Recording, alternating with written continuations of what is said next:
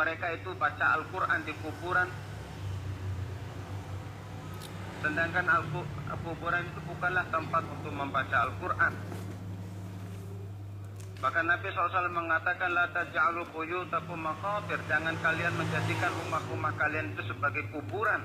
Bismillahirrahmanirrahim. Assalamualaikum warahmatullahi wabarakatuh. Alhamdulillahirrabbilalamin. Wassalatu wassalamu ala asyrafil anbiya'i wal mursalin wa ala alihi wa barik wa sallim ajma'in, amma ba'd. Teman-teman, saudara saudariku yang beriman dimanapun berada, kembali pada kesempatan di sore hari ini saya menyapa dan mendoakan. Tidak terasa kita telah memasuki hari yang ke-16 di bulan Rajab, ya, tanggal 16 Rajab 1446 Hijrah, juga bertepatan dengan 16 Januari tahun 2025. Mudah-mudahan sudah di pertengahan Rajab ini kita masih tetap semangat memupuk apa-apa yang kita tanam, dan nanti ketika masuk bulan Sya'ban, syukur itu mengumpulkan air-air ketakwaan, yaitu memelihara apa yang kita tanam di bulan Rajab, ya, dari tilawah, baca Quran, saum, mungkin ya bagi yang sudah dari awal Rajab sudah berpuasa, ada yang puasa sehari, ada yang tidak, sehari puasa sehari tidak, ada juga yang Senin Kamis, ada yang Idul Fitri dan yang sebagainya. Tapi semua itu adalah nanti akan kita panen hasilnya di ketika masuk bulan Ramadan. Hasil Ramadan itu adalah apa yang kita pelihara di Sa'ban dan apa yang kita tanam di Rajab. Jadi Rajab menanam, Sa'ban memelihara. Ketika Ramadan itu kita bisa menikmati hasilnya, dan puncak daripada hasilnya kita lihat ketika masuknya bulan Syawal, seperti itu. Menanggapi video tadi, Sultan Wabiyun, saya tidak tahu namanya siapa nih. Kalau teman-teman yang tahu boleh dikasih namanya di kolom komentar, nanti saya hadiahi doa seperti itu. Langsung saja teman-teman merujuk kepada Dr. Zadi menanggapi, ya. Nanti yang dibacanya, la taj'alu buyutakum maqabir, jangan jadikan rumah-rumah kalian itu sebagai kuburan. Nah, itu maksudnya hadisnya apa tuh? Ya, saya sudah mengecek tadi di file PDF-nya, tapi ini kitabnya juga ada, file aplikasinya ada, tapi ini juga kitab aslinya juga ada sebagai pembanding dan pencarian yang cepat. Ini dimasukkan, disebutkan dalam kitab Sunan Abu Dawud juga ada, kitab Sahih Muslim juga ada. Ini kami akan tampilkan di kitab Sahih Al-Bukhari. Tadi nomor hadisnya 1187. Kita cari, kita lacak di kitab tahajud, ya, sholat malam. 1187.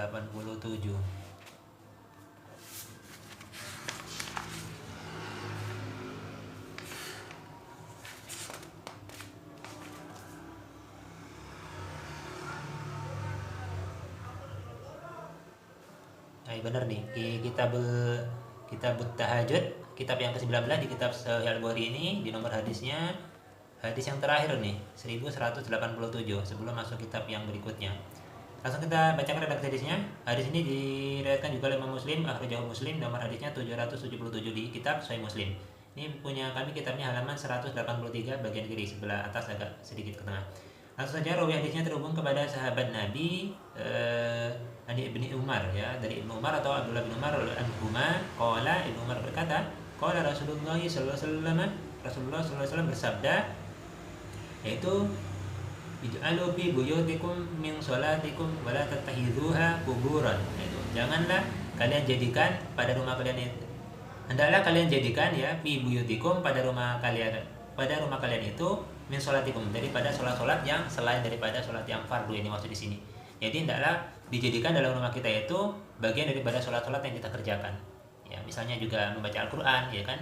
Maksudnya larangannya dibandingkan dengan hadis dalam redaksi hadis yang berbeda. Itu maksudnya tuh kalau rumah tidak pernah dipakai untuk sholat, tidak juga sholat sunnah, ya, gitu. Sholat wajib yang laki-laki wajib ke masjid itu berjamaah. Sholat sunnah, bisa tahajud, bisa sholat duha, atau membaca Al-Quran. Jadi kalau rumah tidak pernah dipakai untuk ibadah, baca Quran dan sholat tadi, sholat sunnah, maka seperti kuburan dia. Nah, ini adalah larangan, gitu. Jangan sampai dijadikan rumah kita tuh sebagai kuburan seperti itu. Selanjutnya, wala tattakhidhu kuburan, ya, gitu. Jadi larangannya itu jangan sampai menjadikannya seperti kuburan, dan jangan jadikan seperti kuburan. Jadi perintahnya, jadikan di dalam rumah kalian itu sholat-sholat kalian, maksudnya sholat-sholat sunnah seperti itu, ya, bisa sholat malam, tahajud dan sebagainya. Dan wala tattakhidhu, dan janganlah wala tattakhidhuha kuburan, jangan jadikan rumah itu sebagai kuburan kalau tidak pernah dipakai untuk beribadah, sholat malam, sholat sunnah itu, dan baca Quran, seperti itu.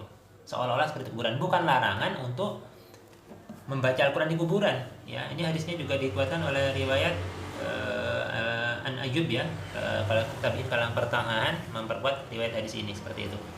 Jadi bukan larangan membaca Al-Quran di kuburan, atau membaca zikir, atau mendoakan mayat ketika kita berziarah kubur. Apa ini bentar lagi nanti masuk bulan Sa'ban, kan, akan ada tradisi yang sebenarnya tidak bertentangan dengan syariat Islam, tapi itu disalahkan oleh Wahabi sebagai tradisi yang haram, itu Wahabiyun.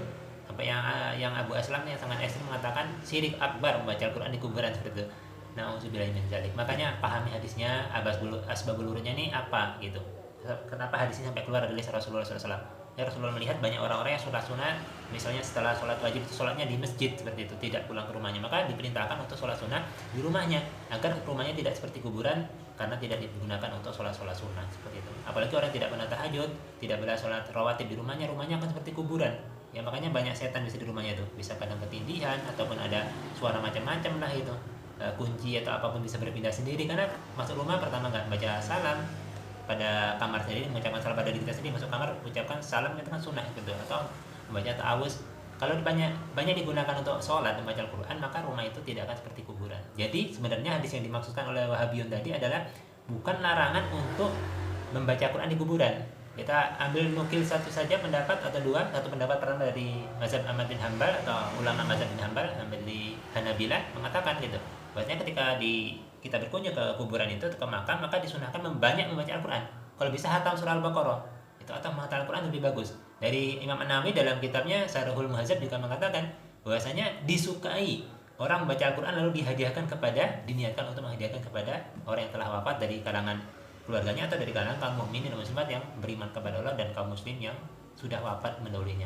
Allah misal itu saja bisa disampaikan, mudah-mudahan bisa dipahami. Jadi la tajalu buyutakum, maksudnya jangan jadikan rumah-rumah kalian itu makobir sebagai kuburan. Tadi maksudnya bukan tidak boleh baca Al-Quran di kuburan, tetapi adalah rumah kita yang tidak pernah digunakan untuk beribadah, sholat sunnah dan puasa, sholat sunnah dan baca Quran dan ibadah lainnya itu akan seperti kuburan kalau tidak pernah dipakai untuk ibadah. Itu kuncinya. Wassalamualaikum warahmatullahi wabarakatuh.